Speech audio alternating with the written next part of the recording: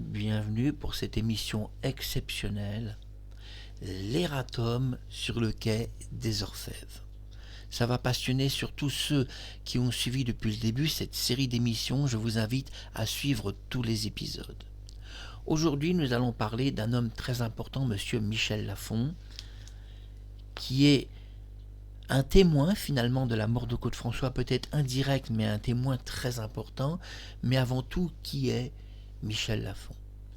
Michel Lafon est un homme important qui travaillait avec Claude François dans ses entreprises, et Claude avait une fiche technique que je publierai plus tard de tous les téléphones des gens avec qui il travaillait et leur adresse. C'est-à-dire qu'il pouvait consulter l'adresse et le téléphone et demander régulièrement que pour toutes les personnes pour qui il travaille, le téléphone soit toujours mis à jour. Malheureusement, certaines Claudettes n'étaient pas joignables, on doit le dire, et donc on ne pouvait pas les joindre facilement, donc on indiquait un téléphone d'une personne qui les connaissait par exemple personnellement. Michel Lafon donc apparaît dans une liste que je publierai, une liste secrète qui n'a jamais été publiée, qui appartient à un livre très très rare. Cette liste secrète montre finalement toutes sortes de téléphones, y compris les Claudettes et leur adresse personnelle. Oui, j'ai l'adresse de tous les Claudettes à l'époque. À l'époque, vous savez, les Claudettes étaient surtout, on va dire, des filles qui n'étaient pas forcément avec un domicile fixe et qui parfois vivaient chez d'autres personnes, mais passons certains détails de la vie privée qui sont quand même intimes. Dans cette liste de téléphone, il avait donc un contact, monsieur Michel Lafon, un ami personnel de Claude François et aussi une personne qui travaillait pour lui. Cette émission donc est dédiée à Mon Coco. Mon Coco, c'est le fils de Claude François Junior, mais on pourrait dire que Mon Coco serait aussi Jean-Marc, puisque longtemps les deux enfants de Claude se sont appelés Claude François Junior quand il faisait croire à toute la France qu'il n'avait qu'un enfant alors qu'il en avait deux. Là n'est pas la question. Ce qui nous intéresse, c'est Michel Lafon. Michel Lafon a publié dans ce livre très très rare, qui est une édition assez limitée, on doit le dire, que vous ne trouverez sans doute plus du tout, parce que c'est une édition, c'est vrai, Michel Lafon, très rare. Il a publié à la page 115, on va dire comme un erratum de la vie de Claude François, où l'ayant bien connu, il a essayé de synthétiser les choses les plus importantes. Voyons d'abord cette page, et puis je l'ai scannée, je vais vous la montrer en gros plan.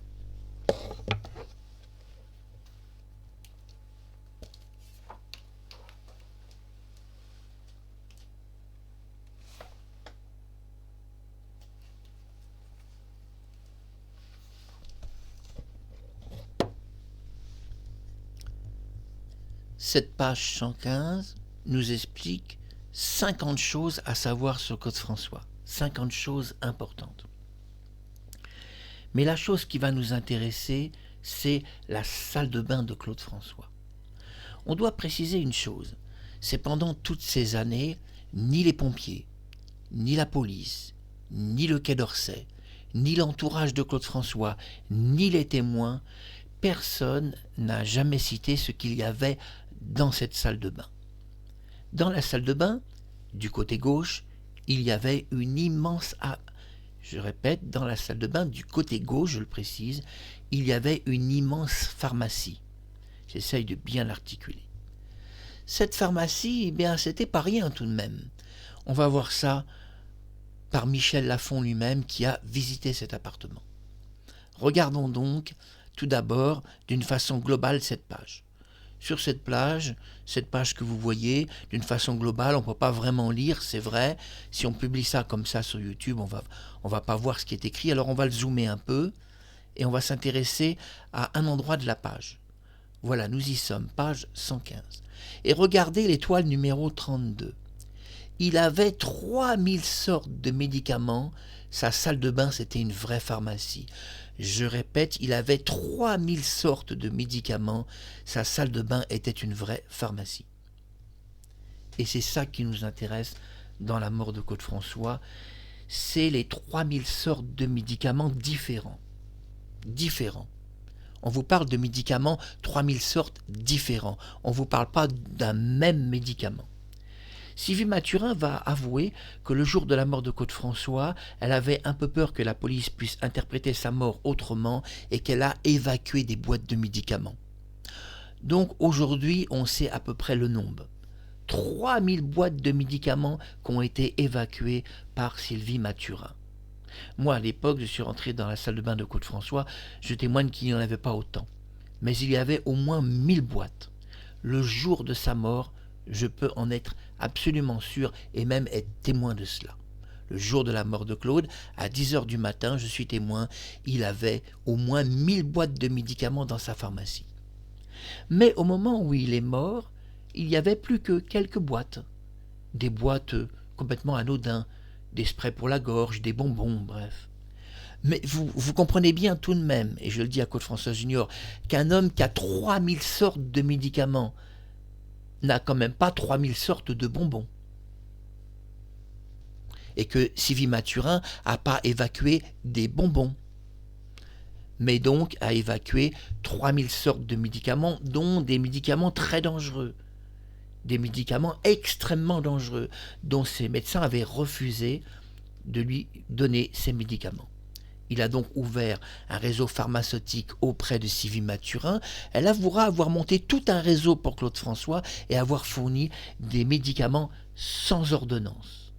Elle avouera, elle trouvait des médicaments sans ordonnance, ce qui prouve, par ses aveux, qu'elle a fait dans une grande chaîne de télévision, ce qui prouve que si elle trouvait des médicaments sans ordonnance, c'est donc que ces médicaments avaient besoin d'une ordonnance. Me suivez-vous? C'est que chaque chose qui est dite dans la bouche d'une personne, on peut donc en tirer des conclusions certaines.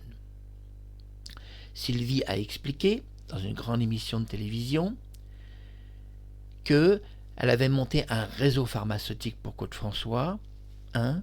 2. Qu'elle avait des difficultés à avoir certains médicaments à cause des ordonnances, et que dans ce réseau, elle avait réussi à monter un réseau pour avoir ces médicaments sans ordonnance. Donc ces médicaments, forcément, n'étaient pas des bonbons. Parce que les bonbons, on doit le dire, n'ont pas besoin d'ordonnance. Suis-je clair avec vous maintenant?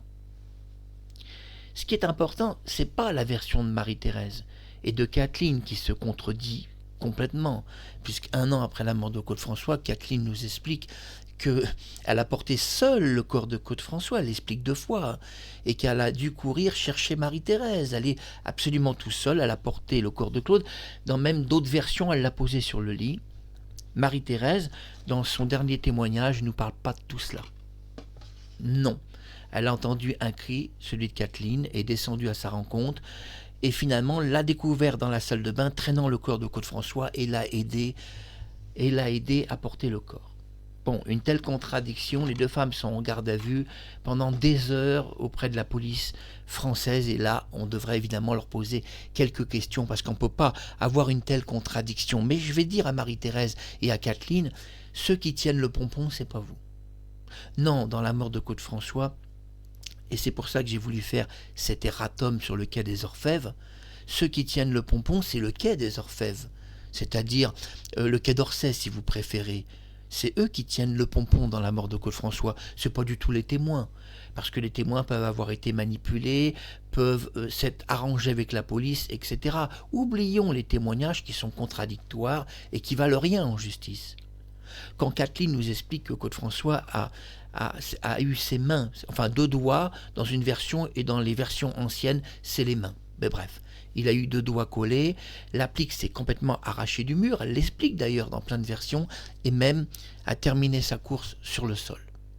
Quand Michel Pleiber, membre du Quai d'Orsay, nous explique que quand il est arrivé, il a vu l'applique décoller du mur qui pendait sur le mur, et donc elle n'était pas du tout sur le sol, et quand les experts aux tribunaux ont même donné des détails qu'ils ont dévissé l'applique eux-mêmes, et qu'elle était effectivement sur le mur.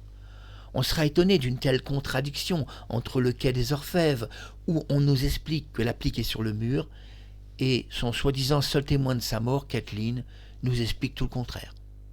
Mais oublions ce témoin, car il n'est pas valide, il est même contredit par Marie-Thérèse, qui, par sa contradiction, n'est plus valide non plus. Oublions donc ces 2 témoignages, et intéressons-nous dans la mort de Côte-François au quai des Orfèvres, au quai d'Orsay si vous préférez aussi, et à la version ministérielle. Imaginez quand même l'histoire. le ministère de l'Éducation nationale a appris, on va dire à des enfants débiles, n'ayons pas peur, des enfants sans cerveau, atteints peut-être déjà de problèmes cérébraux, ont appris qu'un homme est mort dans une salle de bain électrocuté. Finalement, on ne nous apporte aucune preuve. Pire, quand on voit la vraie histoire, ses doigts ont été carbonisés en 5 secondes. 1, 2, 3, 4 et 5. Ce qui est impossible dans des faits réels. Personne n'aurait des doigts carbonisés en 5 secondes, à moins d'être sur une haute tension de 200 000 volts. Et ce n'était pas le cas dans une salle de bain. Mais malgré tout, l'éducation nationale a été jusqu'à vous enseigner dans des écoles, parce que je pense qu'ils vous prennent pour des enfants débiles, tout simplement. Je vais être un peu méchant avec le quai des Orfèvres. C'est obligé qu'ils vous prennent pour des débiles mentaux, pour vous apprendre qu'un homme a eu des doigts carbonisés en 5 secondes, finalement. Mais on ne vous dira jamais le temps d'électrocution, non, parce que ça serait déjà trop vous en dire sur la mort de Claude François. Mais ce qui est important, c'est même pas le temps d'électrocution que Kathleen nous a donné. Ce qui est important, c'est le quai des Orfèvres, les pompiers, la police et les témoins. Tous, je dis bien tous, ont caché à la presse, comme aux journalistes et comme aux télévisions, tous nous disent avoir visité la salle de bain de Claude François, avoir été témoins finalement de tout, et personne nous parle de quelque chose d'important dans cette salle de bain. C'est sur la gauche une pharmacie contenant 3000 sortes de médicaments différents. 3000 sortes. Le jour de sa mort, Claude François avait des médicaments partout dans son appartement. On parle de 3000 sortes. Mais évidemment, quand la police est arrivée, il devait y en avoir beaucoup moins, puisque Sylvie Mathurin a expliqué qu'elle a évacué des médicaments. Mais quand il y a 3000 sortes de médicaments, c'est pas 3000 sortes de bonbons. Suis-je clair avec vous? Mais on est étonné alors de la version du quai des Orfèvres, de la police et des pompiers. Le pompier nous raconte une histoire, il a vu la salle de bain, tout ça, il donne des détails très précis, mais ne parle pas de la pharmacie, contenant des milliers de médicaments. Tous les témoins de la mort de Claude François, il n'y en a que 2, et ils se contredisent, ne parlent pas de cette pharmacie, eux non plus. Michel Pleiber, membre du Quai d'Orsay, lui non plus ne parle pas de cette pharmacie. Il nous explique, dans Paris, c'est-à-dire le Parisien, qu'il a visité la salle de bain, qu'il y avait une applique, etc. Mais il ne nous dit pas le plus important, que sur la gauche, il y avait une pharmacie avec 3000 sortes de médicaments différents. Lui non plus, il n'en parle pas. Le pompier n'en parle pas. La police, toutes les personnes qui ont visité cette salle de bain, jamais n'ont parlé. Même pas un seul policier qu'ils ont vu cette pharmacie avec des médicaments. Bien sûr, peut-être qu'à ce moment-là, il y en avait beaucoup moins. Mais ce qui est important, même s'il y en avait beaucoup moins et que Sylvie avait retiré les médicaments qu'elle avait fournis sans ordonnance et elle aurait été en prison pour ça, il y avait aussi ses empreintes. Sur les boîtes de médicaments, il y avait les empreintes de Sylvie Mathurin, les empreintes digitales. Elle était dans l'obligation de les retirer pour ne pas aller en prison, puisque ces médicaments étaient fournis sans ordonnance. Je ne cherche pas à incriminer Sylvie, c'est une bonne personne, mais je cherche le papillon Icare à vous approcher près de la lumière et vous dire la vérité sur la mort de Claude. Je le dis au quai des Orfèvres, bienvenue dans cet erratum. Et écoutez bien ce que je vais vous dire parce que c'est important. Et je vous donne maintenant mon avis, ça va faire du bien de l'entendre. Je dis au quai des Orfèvres, et je dédie cette émission à Washington, au président des États-Unis Donald Trump, et écoutez bien, parce que je dédie cette émission aussi à tous les jurys américains, spécialistes des crimes, des gangs et de tout le reste. Ça va vous aider à mieux faire vos enquêtes, parce que écoutez ce que je vais dire au quai des Orfèvres, ça va être quelque chose. Et je le dis, si Emmanuel Macron, le président français, regarde cette émission par hasard, ou sa femme Brigitte, je vous conseille d'écouter ce que je vais vous dire sur le quai des Orfèvres, parce que ça va être quelque chose. Ça va être très instructif aussi pour tous les avocats. On a un homme, Claude François, qui est mort à côté d'une pharmacie contenant 3000 sortes de médicaments différents, qui est attesté par aussi son entourage comme Michel Lafon, ami personnel et travaillant pour Claude et ayant visité son appartement. Cet homme qui est mort devant sa pharmacie, personne n'a jamais parlé de cette pharmacie, ni le quai des Orfèvres, ni le pompier, ni les 10 policiers sur place, ni Valéry Giscard d'Estaing, ni Anémone, ni la sœur de Claude François, ni son entourage, ni Kathleen et ni Marie-Thérèse. On s'étonnera, je dis au Quai des Orfèvres, que les 10 personnes sur place, et même un peu plus, personne n'a jamais cité l'existence de cette pharmacie contenant 3000 sortes de médicaments différents. À 1,50 m, je répète, à 1,50 m du mort. Puis on nous présente une version, je parle du Quai des Orfèvres, qui est énorme. Et écoutez bien si vous êtes avocat. Le Quai des Orfèvres, et écoutez bien, a envoyé sur place, je répète, le Quai des Orfèvres, ou le Quai d'Orsay, a envoyé sur place, je vais essayer de bien l'articuler, que ça soit clair, Michel Plepper. Michel Plepper, on est étonné qu'il est spécialiste des crimes, spécialiste des gangs, et que ce jour-là, justement, il travaillait sur un gang et un hold-up. Spécialiste de l'affaire Messrine, c'est-à-dire qu'il est l'enquêteur numéro 1 français des meurtres de Messrine. Écoutez bien le scénario. Cet homme est envoyé par le Quai des Orfèvres, et écoutez bien, sur place, il explique, et il a expliqué dans le Parisien, qu'il était là par hasard. Je dis au Quai des Orfèvres, on s'étonnera tout de même que Michel Plepper, qui est le numéro 1 de la criminologie française, soit là par hasard dans la mort de Claude-François. Et cet homme qui est là par hasard, qui a une pharmacie avec 3000 médicaments pas loin du mort, nous raconte tout un récit dans une salle de bain où il ne parle que d'une applique. Lui qui aurait visité cette salle de bain, et il occulte les 3000 médicaments dans la pharmacie. Puis cet homme voit Claude-François mort sur son lit, et alors qu'il est là par hasard, selon sa déclaration dans Le Parisien, c'est quand même pas rien, c'est un journal national, il est là par hasard, mais malgré qu'il soit là par hasard, il fait par hasard donc 3 photos de mort de Claude-François. Et il photographie Claude-François sur son lit de mort. Et dans les photographies de Claude-François, il photographie un mouchoir sur le visage de Claude-François qui couvrait la totalité pratiquement de son visage, nez, menton et bouche. Donc, avec un mouchoir, il est difficile d'identifier si cet homme est Claude-François. Je dis au Quai des Orfèvres, et écoutez bien ce que je vais vous dire, c'est ma conclusion de cette émission, que je dédie à Washington et aussi au groupe d'enquête américain et au jury américain. Imaginez l'histoire, je le dis à Donald Trump, si par hasard il regarde cette vidéo, que le Quai des Orfèvres nous envoie le numéro 1 de la criminologie française, qui est là par hasard, qui fait 3 photos de mort par hasard, et que sur les 3 photos de mort que possède le Quai des Orfèvres, Claude-François est un homme masqué, c'est-à-dire dont on ne peut pas du tout identifier son visage d'une façon formelle. Imaginez quand même le scénario, je le dis au Quai des Orfèvres, que vous envoyez le numéro 1 de la criminologie Michel Plepper, qui nous explique qu'il est là par hasard, qui fait donc 3 photos de mort par hasard, et que sur les 3 photos de mort, Claude-François est masqué et qu'on ne voit pas vraiment son visage. Alors, ma conclusion, je le dis au Quai des Orfèvres, vous vous croyez où dans la mort de Claude-François? Dans un match de catch, où on porte sur le visage des masques? Parce que quand même, votre scénario, il est énorme. Vous envoyez le numéro 1 de la criminologie française, qui est là par hasard, qui fait 3 photos par hasard, et toutes ces photos, l'homme est masqué. Mais vous racontez cette histoire, je dis au Quai des Orfèvres, dans un tribunal, il n'y a personne qui va vous croire. Ni les juges, ni les jurys, on va vous poser des questions. Le Quai des Orfèvres n'a pas pensé à faire une photo où on voit tout son visage. Et vous nous présentez 3 photos de mort masquées. C'est pas un catcheur qui est mort, c'est Claude-François.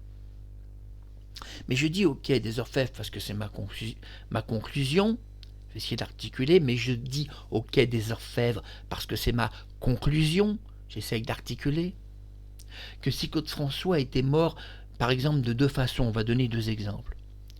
Coupé en morceaux à la tronçonneuse, envoyé dans un colis postal, le Quai des Orfèvres, ils auraient fait quoi? Ils auraient dit le corps est coupé, le temps qu'on reconstitue et qu'on lui mette un beau costume bleu, ce qu'on va faire quand même, c'est essayer d'apporter la preuve qu'il n'est pas découpé le corps. Alors on va placer un homme sur un lit qui n'est pas Claude François, on va lui mettre un mouchoir sur le visage qui cache et dissimule ses traits, et quand les gens vont venir, comme il sera tout nu, on va dire regardez, cet homme est Claude François. Et comme c'est pas lui et qu'on le sait, on doit donc le laisser masquer pour que Michel Pleiber le photographie avec son enquête. Et oui, on ne peut pas enlever le mouchoir puisque c'est pas lui. Ainsi, on montre un homme tout nu et on vous dit regardez, cet homme est Claude François, alors que le vrai est arrivé coupé en morceaux.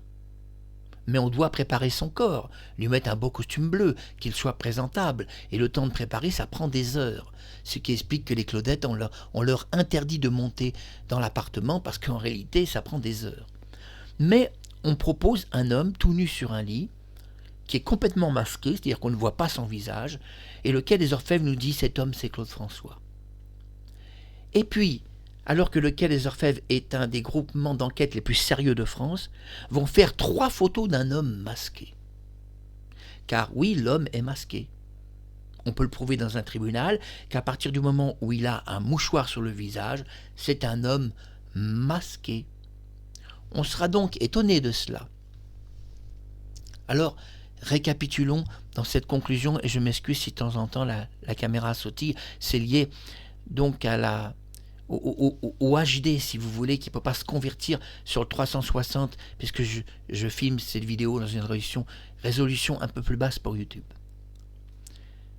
Donc, récapitulons devant le président de la République française, Emmanuel Macron, sa femme, Brigitte, devant Donald Trump, devant Washington, devant tous les juristes des États-Unis, récapitulons le scénario. On a un homme qui s'électrocute en 5 secondes, qui a des doigts carbonisés. On a 2 femmes qui se contredisent dans leurs témoignages. Tous les témoins qui sont dans l'appartement, personne ne cite cette pharmacie avec 3000 médicaments. On a Michel Pleiber, spécialiste des groupes d'enquête, numéro 1 des enquêtes criminelles, notamment comme Mesrine, qui nous explique qu'il était sur place par hasard, qu'il est entré dans cette salle de bain, il nous parle de toute la salle de bain, sauf ce qu'il y a de plus important, la pharmacie avec les 3000 médicaments. Il n'en parle pas. Puis on a des tas de policiers qui nous parlent de cette salle de bain et personne ne nous parle de cette pharmacie contenant 3000 médicaments. Pareil pour le pompier, il nous parle d'une salle de bain, mais il ne nous parle pas de cette pharmacie qui contient 3000 médicaments. On a tous les témoins de la mort de Claude François, personne ne nous parle de cette pharmacie contenant 3000 médicaments différents. Obtenus, on le sait, la plupart sans ordonnance et par Sylvie Mathurin. Le Quai des Orfèvres mobilise un de leurs plus grands agents français, Michel Pleiber, spécialiste en criminologie. Il s'occupe à cette époque-là du dossier Mesrine, c'est-à-dire que c'est le numéro 1 français. Des enquêtes professionnelles, que Washington comprenne, c'est le numéro 1 français des enquêtes. Quand on a Mesrine en main, on est le numéro 1 des enquêtes en France. Ce numéro 1 des enquêtes en France nous explique qu'il est entré dans une salle de bain, nous parle d'une applique, ne nous parle pas de ce qui est le plus important, de l'armoire de pharmacie contenant les médicaments. Il y en avait peut-être moins, mais il y avait bien une armoire à pharmacie. Il aurait pu en parler quand même, c'est le minimum. Puis cet homme nous explique, lui qui est le numéro 1 de la criminologie française et qui étudie le dossier Mesrine, il nous explique que j'étais là par hasard, nous dit-il. Et par hasard, il fait 3 photos de mort de Claude François. Attention, c'est pas n'importe qui, Michel Pleiber, membre du Quai des Orfèvres, donc du Quai d'Orsay, si vous voulez. Il est là par hasard, il travaille quand même sur les dossiers de Mesrine, et par hasard, il fait donc 3 photos de mort de Claude François. Et sur les 3 photos de mort, le numéro 1 des enquêtes, qui dans tous les autres photos montrerait le visage complet de Claude François, nous fait 3 photos où cet homme est masqué, tel un catcheur sur un ring. Mais je dis au Quai d'Orsay votre histoire. Vous la présentez à un jury américain, ils vont vous dire c'est irrecevable. Vous êtes le Quai des Orfèvres, vous ne pouvez pas prendre des photos où un homme est masqué. Forcément, il y a une explication, c'est que l'homme sur le lit n'est pas Claude François. Alors il y a peut-être une autre possibilité qu'on nous ait cachée, c'est que Claude François est mort assassiné par un gang. Il a pris 7 ou 8 impacts de balles dans le corps. Que faire? On a un homme qui est mort avec 7 impacts dans la poitrine. Que faire? On va arranger le coup. On va mettre un homme tout nu sur un lit qui a 0 impact dans le corps, puis on va lui mettre un mouchoir pour cacher son visage, et on va dire aux gens, on va le laisser tout nu pour que les gens voient bien qu'il n'a pas d'impact dans le corps, et on va dire à tout le monde, regardez cet homme, c'est Claude François, il est tout nu. Pendant ce temps-là, ça nous laissera le temps au Quai des Orfèvres de préparer le corps de Claude François, de l'embaumer, d'enlever les impacts de balles, de lui mettre un beau costume bleu et de le préparer pour qu'il soit enfin, oui, pour qu'on puisse le voir sans le mouchoir. Mais comme l'homme qui est sur le lit n'est pas Claude François, Michel Pleiber ne peut donc pas le prendre en photo réellement. C'est la raison pour laquelle il l'a pris en photo avec un mouchoir.